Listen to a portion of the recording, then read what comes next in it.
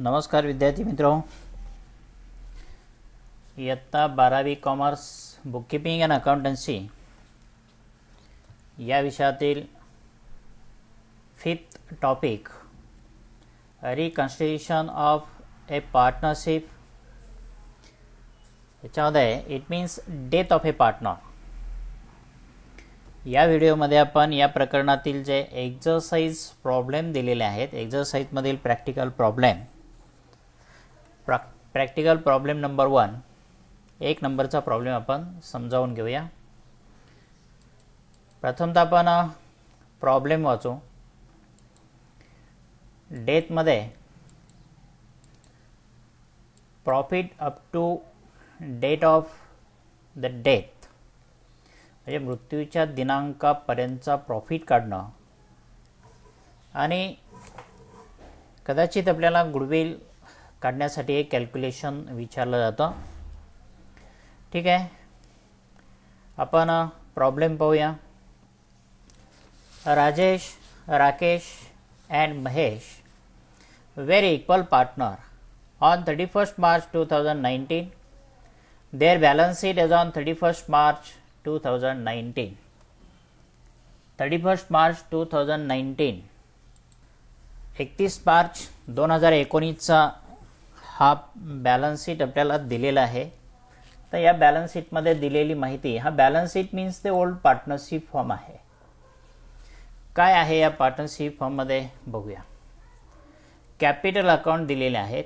राजेश, राकेश, महेश यांचं कॅपिटल आहे. Sundry creditors liability आहे. बिल्स पेबल, बँक लोन हे लायबिलिटी आपल्याला या ठिकाणी इथं दिलेले आहे.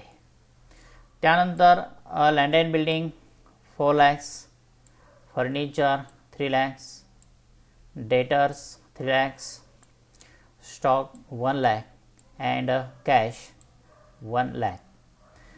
ॲसेट दिलेले आहे, म्हणजे ही ओल्ड फॉर्म आहे, ओल्ड बॅलन्स शीट दिलेला आहे. तर पुढे आणखीन काही माहिती दिलेली आहे याच्यात. Mr. Rajesh died on 30th June 2019 and the following adjustment were agreed as. 30 June 2019 रोजी राजेश हा मयत आहे. अर्थात पार्टनरशिप फर्मचं बॅलन्स शीट डेट जी दिलेली आहे, त्या बॅलन्स शीट डेटपासून पुढे काही महिन्याच्या अंतरानेच आपल्याला एखादा पार्टनर डेथ दिला जातो. ठीक आहे, ॲडमिशन किंवा रिटायरमेंट सारखे आपल्याला हे दिलं जात नाही की बॅलन्स शीटच्या नेक्स्ट डेला एखादा नवीन पार्टनर, नवीन भागीदार संस्थेत येतोय किंवा एखादा रिटायर होतोय. इथं डेट फिक्स नाही. ते तरीसुद्धा साधारणतः 1 जुलै, 30 जून, 31 जुलै, 1 ऑगस्ट अशी डेट दिली जाते. आणि तेवढ्या महिन्याचा जो प्रॉफिट आहे, तो प्रॉफिट आपल्याला कॅल्क्युलेट करावा लागतो. किंवा त्या पार्टनरला जर सॅलरी दिली जात असेल per month, interest on capital असेल, इंटरेस्ट ऑन ड्रॉइंग असेल, तर त्या ॲडजस्टमेंट आपल्याला सोडवताना या कालावधीचा विचार करावा लागतो. तर राजेश डेथ आहे, त्यानंतर त्यांच्या पार्टनरशिप डीडमध्ये जे काही टर्म्स दिलेले आहेत त्या टर्मप्रमाणे, ॲडजस्टमेंटप्रमाणे, ट्रान्झॅक्शनप्रमाणे आपल्याला रेकॉर्डिंग करायचं आहे आणि नवीन फॉर्मचा न्यू बॅलन्स शीट हा तयार करायचा आहे. फर्स्ट टर्म दिलेले आहे किंवा ॲग्रीमेंटमधील फर्स्ट ॲडजस्टमेंट रूल समजा. Furniture was to be adjusted to its market price of ₹3,40,000. फर्निचरची किंमत मार्केट प्राईस जी आहे ते ₹3,40,000 इथे घ्यायला सांगितलेले आहे. आता फर्निचर आपल्याला इथं ₹3,00,000 दिलेले आहे, म्हणजे ₹3,40,000, ₹40,000 फर्निचरची किंमत वाढवायला सांगितलेली आहे. Second adjustment, land and building was to be depreciated by 10%. Land and बिल्डिंगवर 10% दराने डेप्रिशिएशन चार्ज करायचं आहे. किंमत कमी होणार आहे, लॉस आहे. इथे आपण टिक मार्क केलेले आहेत ज्या आयटमवरती ॲडजस्टमेंट आहेत त्या. Then third, provide RDD at 5% on debtors. ते डेटर्स दिलेले आहेत त्याच्यावर 5% RDD. आत्तापर्यंत सर्वच प्रॉब्लेममध्ये ही ॲडजस्टमेंट जवळजवळ आपण ही सोडवलेलीच आहे. डेटरची किंमत 5% कमी करायची आहे, ते आपण लेस करणार आहोत, लॉस दाखवणार आहोत. पुढे fourth, the profit up to the date of mister Rajesh is to be calculated on the basis of last years profit was ₹1,80,000. इथे राजेशला प्रॉफिट द्यायचं आहे. बॅलन्स शीट आपला इथे 31 मार्च 2019चं दिलेलं आहे आणि त्याची डेट इथं दिलेली आहे, डेट 30 जून 2019. या तारखेपर्यंत म्हणजे 3 महिन्यात त्या संस्थेने जो व्यवसाय केला त्या व्यवसायातील त्याचा प्रॉफिट त्याला दिला गेला पाहिजे. आणि हा प्रॉफिट देण्यासाठी आपल्याला तिथे एक क्ल्यू दिलेला आहे, बेस दिलेला आहे. काय की राजेश ज्या तारखेला मयत आहे त्या तारखेपर्यंतचा प्रॉफिट काढण्यासाठी गेल्या वर्षी या संस्थेला ₹1,80,000 प्रॉफिट झाला होता. Last years profit ₹1,80,000.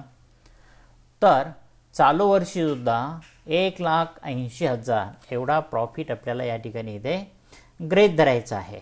म्हणजे चालू वर्षी संपूर्ण वर्षभर 12 महिन्यासाठी 1,80,000चा प्रॉफिट असेल, मग त्यातील 3 महिन्याचा प्रॉफिट विचारात घ्यायचा आहे. 3 महिन्याचा प्रॉफिट आपल्याला काढावा लागेल कारण 30 जूनपर्यंतच राजेश फर्ममध्ये आहे. मग 30 जूनपर्यंत प्रॉफिट काढायचा आणि त्याच्यातील राजेशचा हिस्सा आपल्याला इथे विचारात घ्यायचा आहे. म्हणजे इथं 3 स्टेप आहेत हे लक्षात घ्या. पहिली स्टेप त्या वर्षाचा प्रॉफिट निश्चित करणं. दुसरी स्टेप लास्ट बॅलन्स शीट पासून डेट ऑफ द डेथ मृत्यूच्या तारखेपर्यंतचा प्रॉफिट निश्चित करणं. आणि तिसरी स्टेप की जो मयत पार्टनर आहे त्याचा प्रॉफिट कॅल्क्युलेट करायचा आहे. आणि त्याचा प्रॉफिट कॅल्क्युलेट केल्यानंतर तो प्रॉफिट त्याला आपण देऊन टाकणार आहोत. तिथे एक नवीन अकाउंट आपल्याला ओपन करावा लागतो, profit and loss suspense account. हा कारण हा निश्चित प्रॉफिट नाही आहे, तो आपण इथे गृहीत धरतो आहे. निश्चित प्रॉफिट या वर्षाच्या शेवटी म्हणजे 31 मार्च 2020ला समजला आहे, पण आत्ता हा गृहीत धरलेला आहे ₹1,80,000. तो जो प्रॉफिट आहे तो प्रॉफिट आपण गृहीत धरणार आणि तो प्रॉफिट अँड लॉस सस्पेन्स अकाउंटला ट्रान्सफर करणार. एंट्री होते profit and loss suspense account debit to Rajesh capital account. आणि ही जी रक्कम आहे ही रक्कम आपण त्याच्या एक्झिक्युटर्सला देणं म्हणून या ठिकाणी दाखवायची आहे. लोन म्हणून त्या ठिकाणी आपण ती इथे राजेशला देणे असलेली रक्कम that is amount due to Rajesh is to be transfer to his executors loan account. अशी काही आपल्याला सूचना दिलेली नाही, आपण ते एक्झिक्युटर्स लोन अकाउंट ट्रान्सफर करूया. Prepare profit and loss adjustment account, partners capital account and balance sheet of continuing partner, continuing firm. इथं दिलेलं आहे राजेश डेथ आहे म्हटल्यानंतर इथं राजेश, राकेश अँड महेश हे 3 पार्टनर आहेत. हे सर्व इक्वल पार्टनर आहेत. यांचा रेशो आपल्याला इथं दिलेला नाही, जे गुडविलही या प्रॉब्लेममध्ये इथं दिलेलं नाही. ठीक आहे, सिंपल प्रॉब्लेम आहे. आपल्याला profit and loss adjustment account तयार करायचं आहे. आपण profit and loss adjustment account तयार केलेलं आहे. त्यानंतर कॅपिटल अकाउंट तयार करायचे आहे. हे जे कंटिन्युइंग पार्टनर्स कॅपिटल अकाउंट मी इथं स्वतंत्र दाखवलेला आहे राकेश आणि महेश यांचा. हा राकेशसाठी कॉलम तयार केलेला आहे, महेशसाठी आहे राकेशचा कॉलम. आणि जो डेथ पार्टनर आहे त्याचा थोडासा सेपरेट घेतलेला आहे, थोडीशी मांडणी व्यवस्थित करता यावी यासाठी. तिन्ही पार्टनरचे कॉलमनर फॉर्ममध्ये दाखवले तरी चालू शकतात. त्यानंतर बॅलन्स शीट आखून घेतलेला आहे. ठीक आहे, आपण प्रॉब्लेम सोडवायला सुरुवात करूया. प्रॉब्लेम आता सुरुवातीपासून 1 by 1 आयटमनुसार आपण इथं प्रॉब्लेम सोडवतो. Rajesh, Rakesh and Mahesh were equal partner on 31st March 2019. Their balance sheet is on 31st March 2019. तर डेट डबल दिलेली काही हरकत नाही. बॅलन्स शीट दिलेला आहे.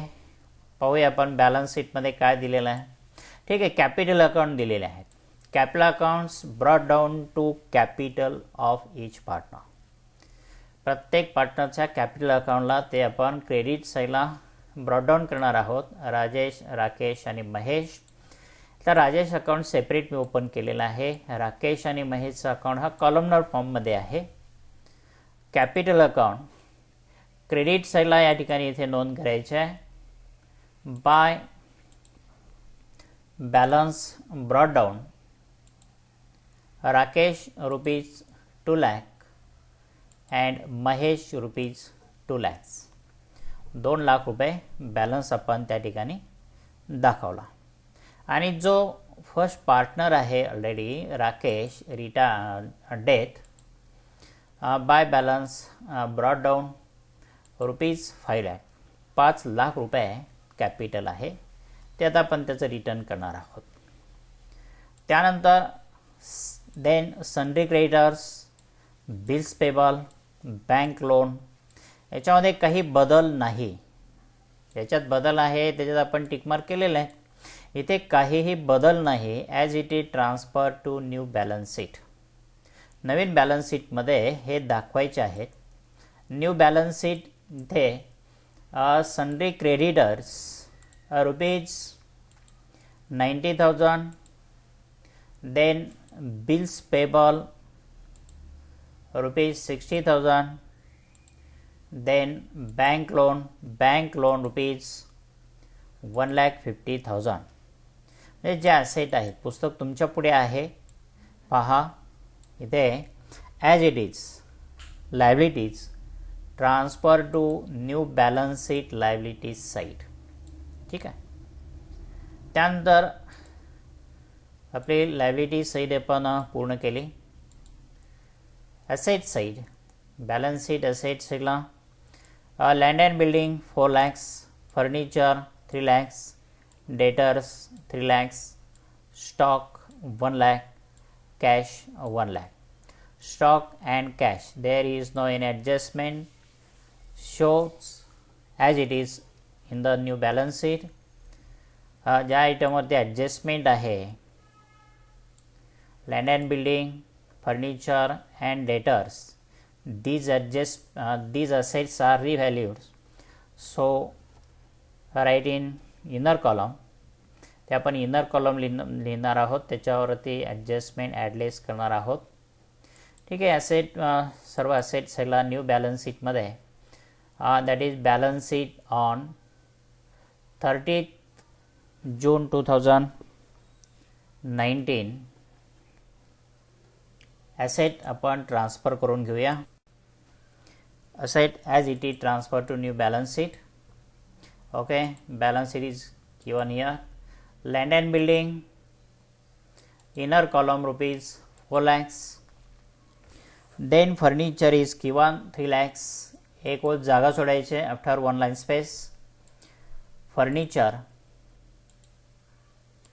₹3 lakhs. Then sundry debtors inner column ₹3 lakhs. Then stock in outward column ₹1 lakh. Then cash is also ₹1 lakh in outward column. आपण सर्व asset ह्या ट्रान्सफर केल्या. म्हणजे प्रॉब्लेममध्ये दिलेला जो बॅलन्स शीट आहे तो बॅलन्स शीट आपण पूर्ण ट्रान्सफर केलेला आहे. आणि याच्यानंतर ॲडमिशनमध्ये किंवा रिटायरमेंटमध्ये, डेथमध्ये रिव्हॅल्युएशन ऑफ असेट सेम नोंदी आपल्याला करायच्या आहेत.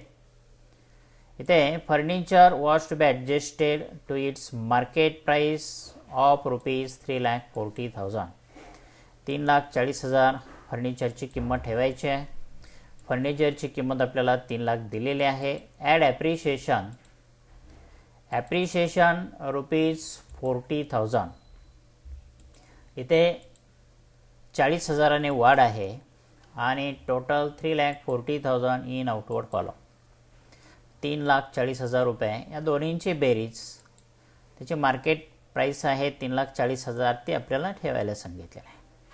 ठीक आहे. फायदा आहे revaluation account, profit and loss adjustment account, credit cell आपण ती नोंद करणार आहोत.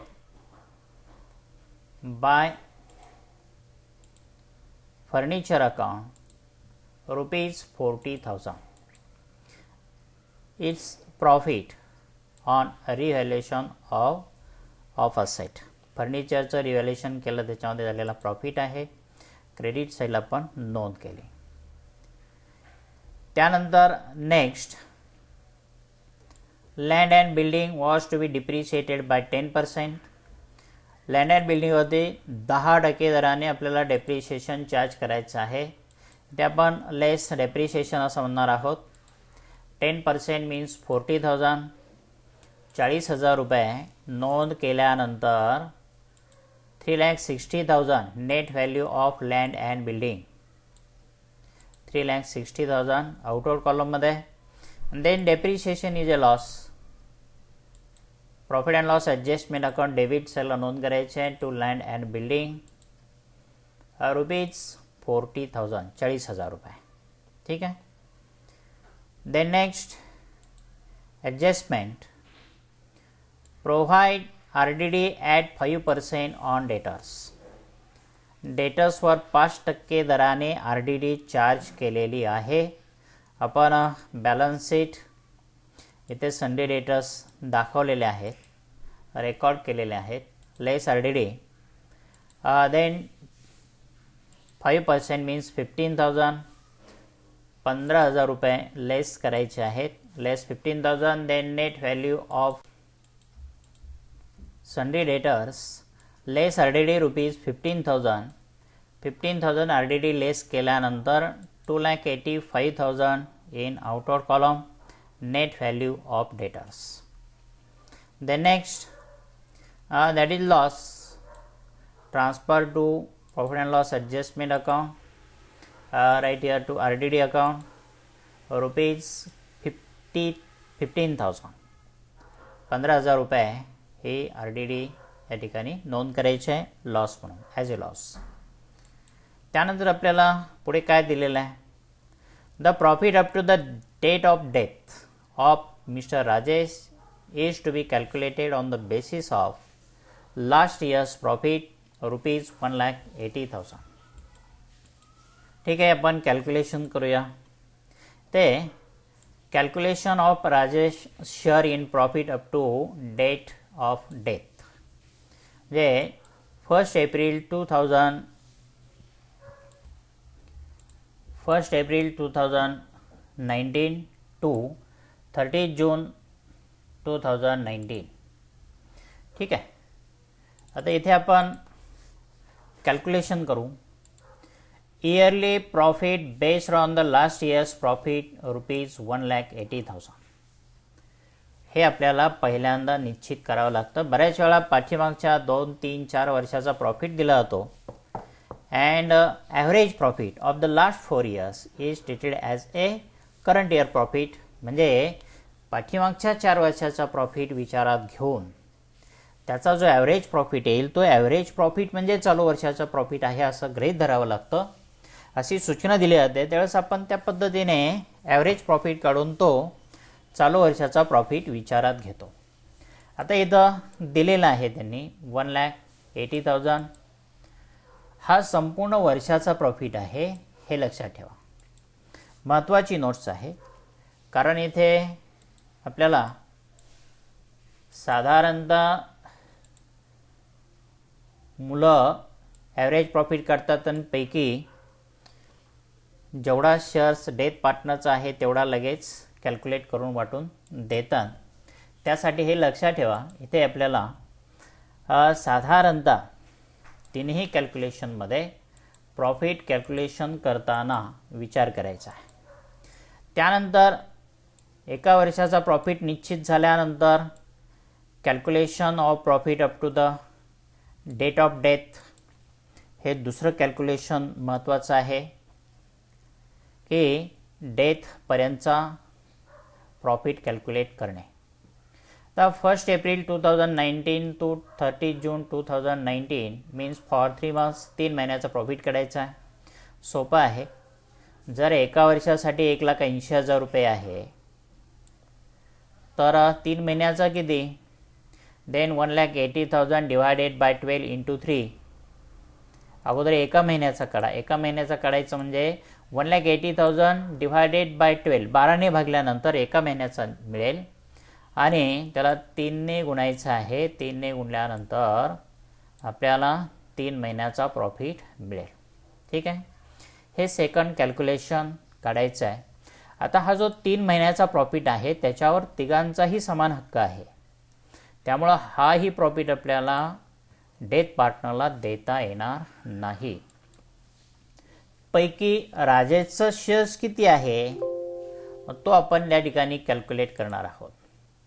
हा जो राजेश आहे त्याचा शेअर्स किती दिलेला आहे आपल्याला, 1/3 म्हणजे 3 भाग पाडायचे आणि त्यातला 1 द्यायचा आहे. म्हणजे 3 महिन्याचा प्रॉफिट जर 45,000 रुपये असेल तर 45,000 डिवायडेड बाय 3 इंटू 1 या पद्धतीने हे कॅल्क्युलेशन करायचं आहे आणि याचं उत्तर येतं 15,000 15,000 रुपये. म्हणजे 1 April 2019 to 30 June 2019 profit is to be given to Rajesh of rupees 15,000 15,000 रुपये प्रॉफिट हा दिला जाणार आहे. ठीक आहे. त्याची नोंद आपल्याला करायची आहे. आपण एंट्री करतो. Profit and loss suspense account debit 15,000 to Rajesh capital account 15,000. इथे आपण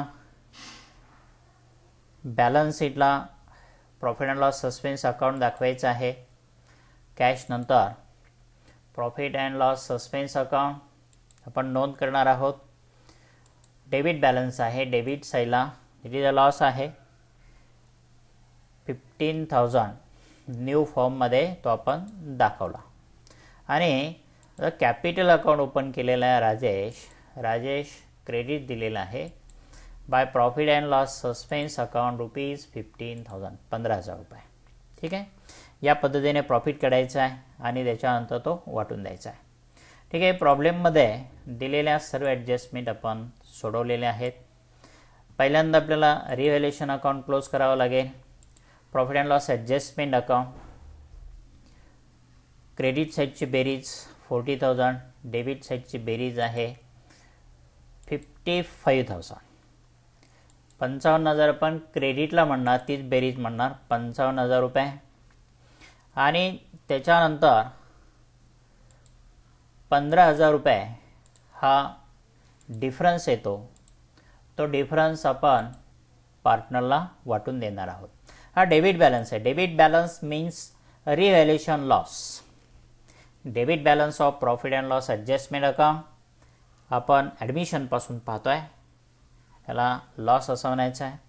आणि हा लॉस तिन्ही पार्टनरला वाटून द्यायचा आहे. आपण इथे लिहिणार by partners capital account. Rajesh rupees 5,000. त्यानंतरचा partner Rakesh rupees 5,000. Then Mahesh rupees 5,000. तिघांना डिस्ट्रीब्यूट करायचं आहे. आपण इथे एंट्री केलेली आहे. Partners capital account debit means Rajesh capital account debit 5,000, Rakesh capital account debit 5,000, Mahesh capital account debit 5,000 to profit and loss adjustment account. ठीक आहे. कॅपिटल अकाउंटच्या डेबिट साईडला नोंद करायची आहे. जे कंटिन्यूइंग पार्टनर आहे ते डेबिट साईडला पहिल्यांदा आपण इथे नोंद करूया. To profit and loss adjustment account, Rakesh ₹5,000, Mahesh ₹5,000. Columnar फॉर्ममध्ये पुढे राजेश आला असता पण सेपरेट केलेला आहे म्हणून सेपरेट नोंदवायचं आहे. Profit and loss adjustment account ₹5,000. ठीक आहे. Then next partners capital account, death partners capital account आपण क्लोज करूया. 5,15,000 amount, total amount due to Rajesh. Then debit साईडला मांडायचे फरक difference 5,10,000 is to be paid to Rajesh executor. Then it is transfer to Rajesh executors loan account. प्रॉब्लेममध्ये आपल्याला तशी काही माहिती दिलेली नाही म्हणून आपण ती लोन अकाउंटला ट्रान्सफर केलेली आहे. त्यानंतर पुढे राजेश एक्झिक्युटर्स लोन 5,10,000 हा लायबिलिटी आहे. लायबिलिटी साईडला या ठिकाणी इथे मांडायची आहे. Rajesh executors loan account ₹5,10,000. ठीक आहे.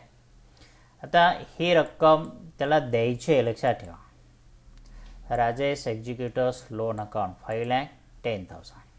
आता इथे ही लायबिलिटी आउटसाइडर्स लायबिलिटी म्हणून इथं नोंद होणार आहे, कॅपिटलमध्ये येणार नाही. तर कॅपिटलमध्ये फक्त ओल्ड पार्टनर्स आपल्याला दाखवावे लागते. कंटिन्युइंग पार्टनरचे कॅपिटल आपल्याला या ठिकाणी दाखवायचे. आपण कॅपिटल अकाउंट क्लोज करूया. कंटिन्युइंग पार्टनर्स कॅपिटल अकाउंट आपण सेपरेट घेतलेले. क्रेडिट साईडची बेरीज घ्या. 2 lakhs राकेश डेबिटला मांडायचे less 5,000. Then difference 1,95,000 credit balance. Right year to balance carry down. To balance carry down करायचा आहे. त्याचप्रमाणे महेश क्रेडिट साईडची बेरीज 2 लाख रुपये येते. Then debit side 5,000. डेबिटची बेरीज 5,000 आहे. आपण क्रेडिटची डेबिटला मांडले आणि डिफरन्स काढलेला आहे. Credit balance 1,95,000. Then balance carry down to next year. तर इथे बॅलन्स शीटमध्ये आपण ते दाखवणार आहोत. न्यू बॅलन्स शीटमध्ये partners capital account Rakesh 1,95,000. Then Mahesh ₹1,95,000. या दोन्हींची टोटल या ठिकाणी इथे कॉलम क्लोज करायचा आणि पुढे टोटल घ्यायची आहे 3,90,000 3,90,000 रुपये. ठीक आहे. आपण profit and loss adjustment account close केला. पार्टनर्स कॅपिटल अकाउंट सर्व क्लोज केलेले आहेत. आता balance sheet total ₹12 lakhs. Asset side ₹12 lakhs. या पद्धतीने इथं बॅलन्स शीट टोटल दाखवायची आहे 12 लाख रुपये.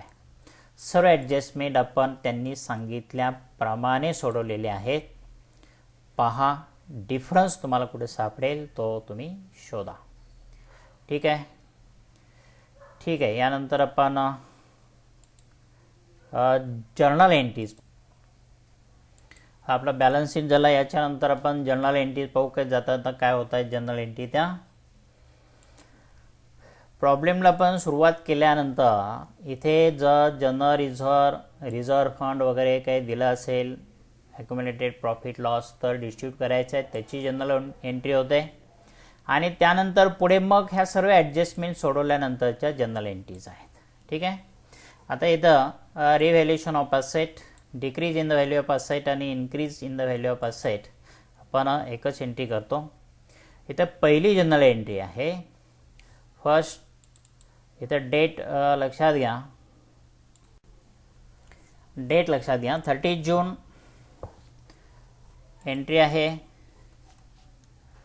Profit and loss adjustment account debit 55,000 to land and building rupees 40,000 to RTD account rupees 15,000.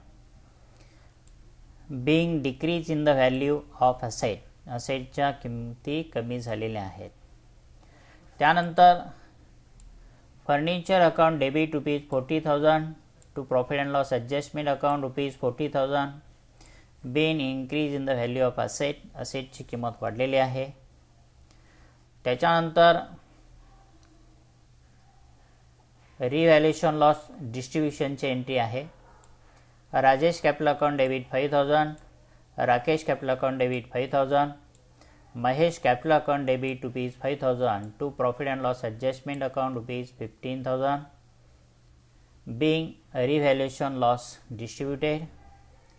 Then last, Rajesh capital account debit 5,10,000 to Rajesh executors loan account 5,10,000. Being amount due to Rajesh transfer to his executors loan account. ठीक आहे, या पद्धतीने या general entries होतात, total घ्यायची आहे. Problem आपला पूर्ण झालेला आहे. Profit and loss adjustment account, partners capital account, balance sheet calculation हे आपण या ठिकाणी इथं केलेलं आहे. ओके, प्रॉब्लेम पुन्हा सोडवा, व्यवस्थित मांडणी करा. Okay, thank you for watching.